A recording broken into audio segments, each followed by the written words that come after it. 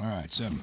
Indeed, Catullius rejoined Caesar. I think I have already gained some profit by coming hither. For these reasons, for declining a discussion, have been to me a very agreeable discussion. But why do we delay Antonious, whose part is, I hear, to give a dissertation upon eloquence in general, and for whom Cotta and Sulpicius have been some time awaiting?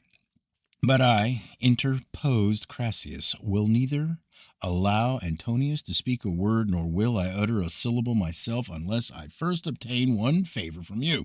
What is it? Said Catullius. That you spend the day here. Then, while Catullius hesitated because he had promised to go to his brother's house, I, said Julius, will answer for both.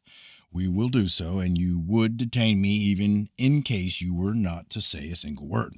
Here Catullius smiled and said, My hesitation then is brought to an end, for I had left no orders at home, and he at whose house I was to have been has thus readily engaged us to you, without waiting for my assent.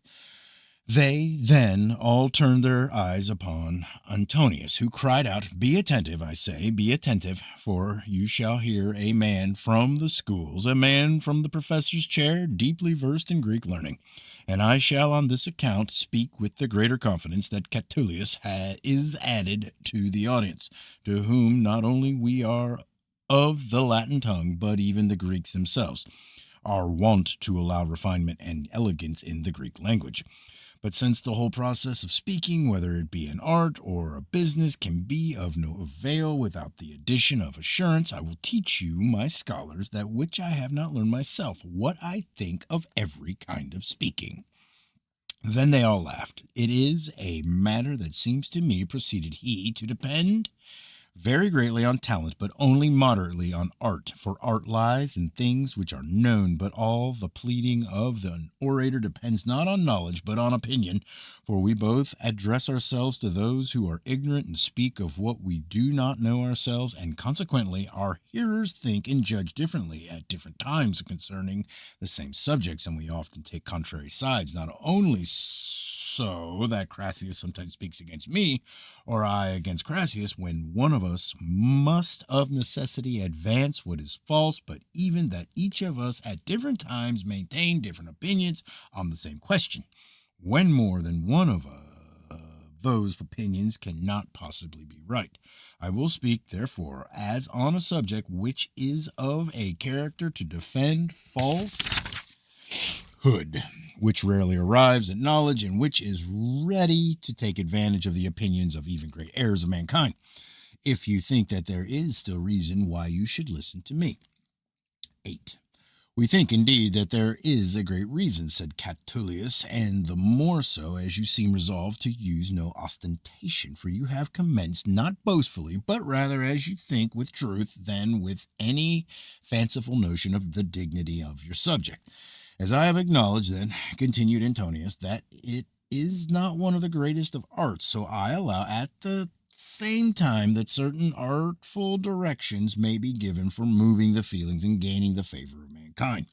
If anyone thinks proper to say that the knowledge how to do this is a great art, I shall not contradict him, for as many speakers speak upon causes in the forum without due consideration or method, while others from study or a certain degree of practice do their business with more address, there is no doubt that if any one sets himself to observe what is the cause why some speak better than others, he may discover that cause, and consequently he who shall extend such observation over the whole field of eloquence will find in it, if not an art absolutely, yet something resembling an art. And I could wish that as I seem to see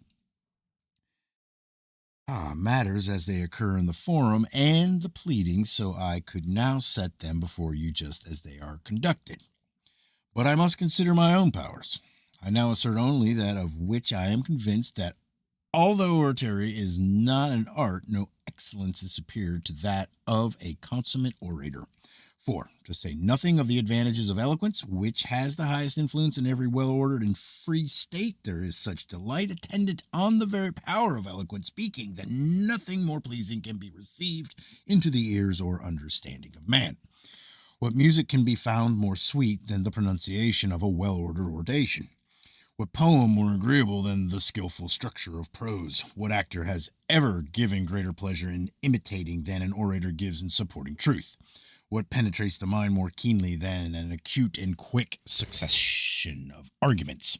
What is more admirable than the thoughts illumined by brilliancy of expression? What nearer to perfection than a speech replete with every variety of matter? For there is no subject susceptible of being treated with elegance and effect that may not fall under the province of the orator.